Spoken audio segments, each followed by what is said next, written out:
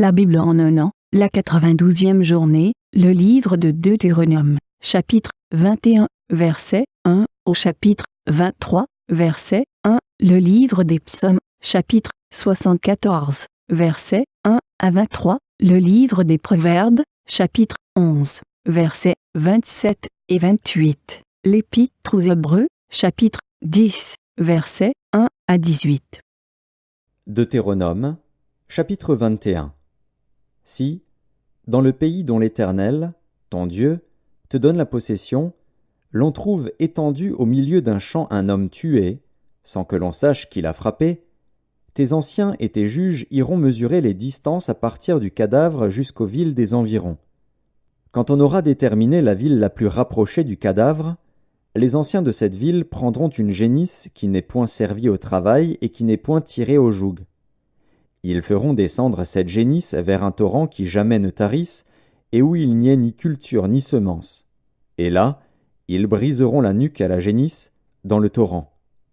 Alors s'approcheront les sacrificateurs, fils de Lévi, car l'Éternel, ton Dieu, les a choisis pour qu'ils le servent et qu'ils bénissent au nom de l'Éternel, et ce sont eux qui doivent prononcer sur toute contestation et sur toute blessure. Tous les anciens de cette ville la plus rapprochée du cadavre laveront leurs mains sur la génisse à laquelle on a brisé la nuque dans le torrent. Et prenant la parole, ils diront : Nos mains n'ont point répandu ce sang et nos yeux ne l'ont point vu répandre. Pardonne, ô Éternel, à ton peuple d'Israël que tu as racheté. N'impute pas le sang innocent à ton peuple d'Israël, et ce sang ne lui sera point imputé. Ainsi, tu dois faire disparaître du milieu de toi le sang innocent, en faisant ce qui est droit aux yeux de l'Éternel. Lorsque tu iras à la guerre contre tes ennemis, si l'Éternel les livre entre tes mains, et que tu leur fasses des prisonniers, peut-être verras-tu parmi les captives une femme belle de figure, et auras-tu le désir de la prendre pour femme. Alors tu l'amèneras dans l'intérieur de ta maison.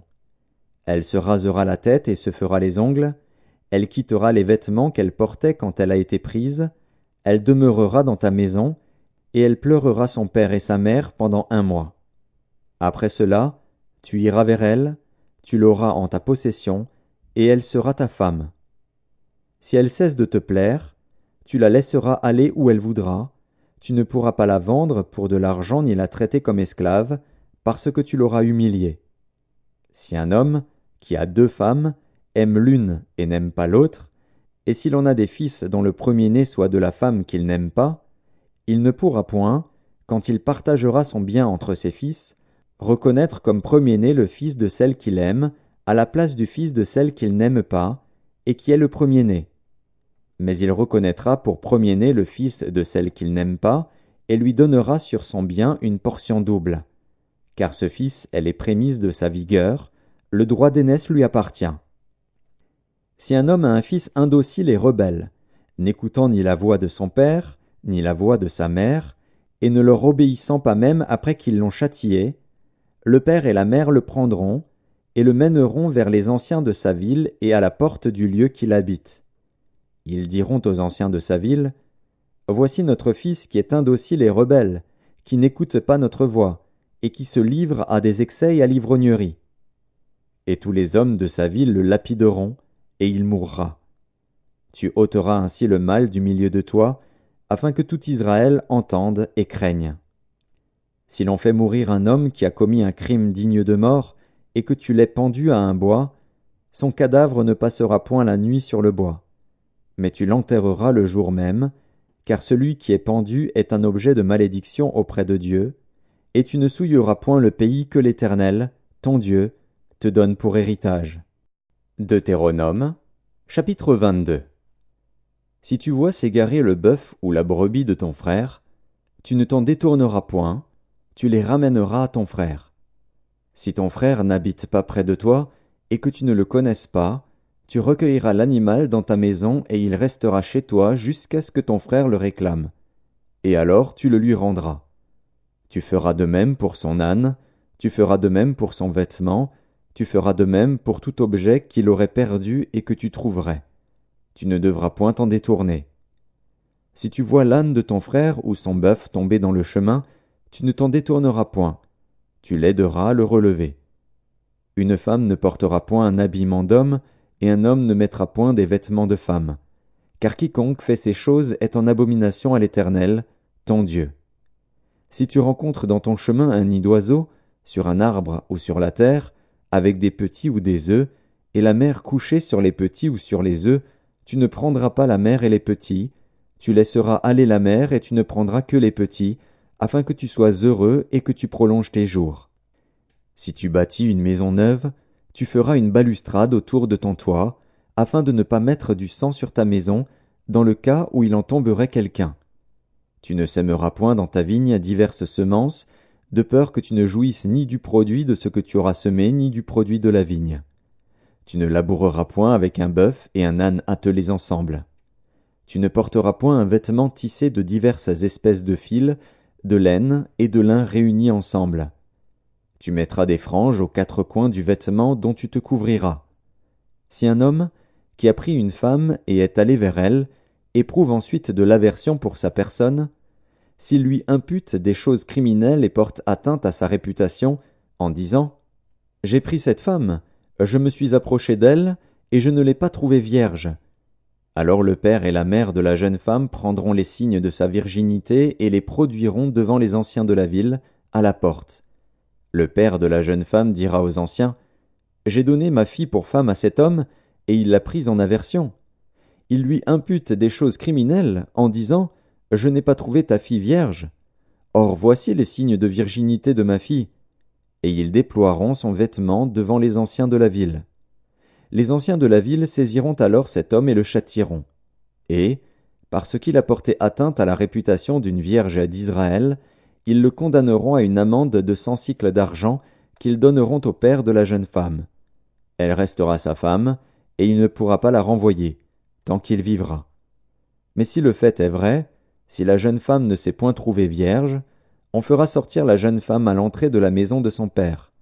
Elle sera lapidée par les gens de la ville, et elle mourra, parce qu'elle a commis une infamie en Israël, en se prostituant dans la maison de son père. Tu ôteras ainsi le mal du milieu de toi.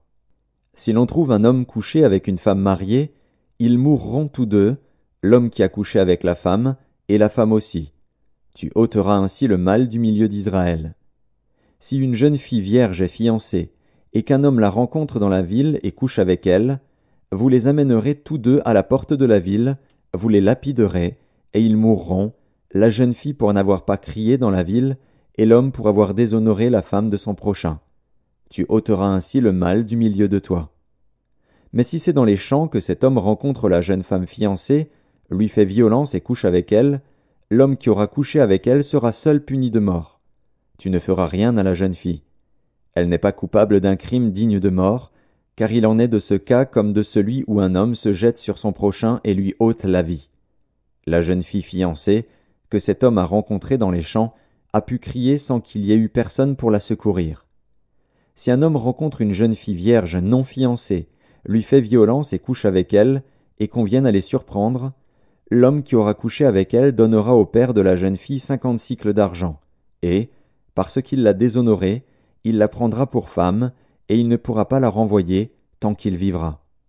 Nul ne prendra la femme de son père, et ne soulèvera la couverture de son père. Deutéronome, chapitre 23. Celui dont les testicules ont été écrasés ou l'urètre coupé n'entrera point dans l'assemblée de l'Éternel. Psaume 74, cantique d'Asaph. Pourquoi, ô Dieu, rejettes-tu pour toujours? Pourquoi t'irrites-tu contre le troupeau de ton pâturage? Souviens-toi de ton peuple que tu as acquis autrefois, que tu as racheté comme la tribu de ton héritage. Souviens-toi de la montagne de Sion où tu faisais ta résidence. Porte tes pas vers ces lieux constamment dévastés. L'ennemi a tout ravagé dans le sanctuaire, tes adversaires ont rugi au milieu de ton temple, ils ont établi pour signe leur signe. On les a vus, pareils à celui qui lève la cognée dans une épaisse forêt, et bientôt ils ont brisé toutes les sculptures à coups de hache et de marteau. Ils ont mis le feu à ton sanctuaire, ils ont abattu, profané la demeure de ton nom. Ils disaient en leur cœur, « Traitons-les tous avec violence !» Ils ont brûlé dans le pays tous les lieux saints. Nous ne voyons plus nos signes, il n'y a plus de prophètes, et personne parmi nous qui sache jusque à quand. Jusque à quand, ô Dieu, l'oppresseur outragera-t-il, l'ennemi méprisera-t-il sans cesse ton nom? Pourquoi retires-tu ta main et ta droite? Sors-la de ton sein, détruis. Dieu est mon roi dès les temps anciens, lui qui opère des délivrances au milieu de la terre. Tu as fendu la mer par ta puissance, tu as brisé les têtes des monstres sur les eaux. Tu as écrasé la tête du crocodile, tu l'as donnée pour nourriture au peuple du désert. Tu as fait jaillir des sources et des torrents, tu as mis à sec des fleuves qui ne tarissent point. À toi est le jour, à toi est la nuit. Tu as créé la lumière et le soleil, tu as fixé toutes les limites de la terre, tu as établi l'été et l'hiver. Souviens-toi que l'ennemi outrage l'Éternel, et qu'un peuple insensé méprise ton nom. Ne livre pas aux bêtes l'âme de la tourterelle, n'oublie pas à toujours la vie de tes malheureux, et égare à l'alliance, car les lieux sombres du pays sont pleins de repères de brigands, que l'opprimé ne retourne pas confus, que le malheureux et le pauvre célèbrent ton nom. Lève-toi, ô Dieu, défends ta cause. Souviens-toi des outrages que te fait chaque jour l'insensé. N'oublie pas les clameurs de tes adversaires, le tumulte sans cesse croissant de ceux qui s'élèvent contre toi. Proverbe chapitre 11. Celui qui recherche le bien s'attire de la faveur, mais celui qui poursuit le mal en est atteint. Celui qui se confie dans ses richesses tombera, mais les justes verdiront comme le feuillage. Épître aux Hébreux, chapitre 10. En effet, la loi qui possède du nombre des biens à venir, et non l'exacte représentation des choses, ne peut jamais, par les mêmes sacrifices qu'on offre perpétuellement chaque année, amener les assistants à la perfection. Autrement, n'aurait-on pas cessé de les offrir, parce que ceux qui rendent ce culte, étant une fois purifiés, n'auraient plus eu aucune conscience de leurs péchés. Mais le souvenir des péchés est renouvelé chaque année par ces sacrifices, car il est impossible que le sang des taureaux et des boucs ôte les péchés. C'est pourquoi Christ, entrant dans le monde, dit « Tu n'as voulu ni sacrifice, ni offrande, mais tu m'as formé un corps. Tu n'as agréé ni holocauste, ni sacrifice pour le péché. » Alors j'ai dit « Voici, je viens. » Dans le rouleau du livre, il est question de moi, pour faire, ô Dieu, ta volonté. Après avoir dit d'abord « Tu n'as voulu et tu n'as agréé ni sacrifice, ni offrande, ni holocauste, ni sacrifice pour le péché, ce qu'on offre selon la loi. » Il dit ensuite « Voici, je viens pour faire ta volonté. » Il abolit ainsi la première chose pour établir la seconde. C'est en vertu de cette volonté que nous sommes sanctifiés par l'offrande du corps de Jésus-Christ une fois pour toutes. Et tandis que tout sacrificateur fait chaque jour le service et offre souvent les mêmes sacrifices qui ne peuvent jamais ôter les péchés, lui, après avoir offert un seul sacrifice pour les péchés, s'est assis pour toujours à la droite de Dieu, attendant désormais que ses ennemis soient devenus son marchepied.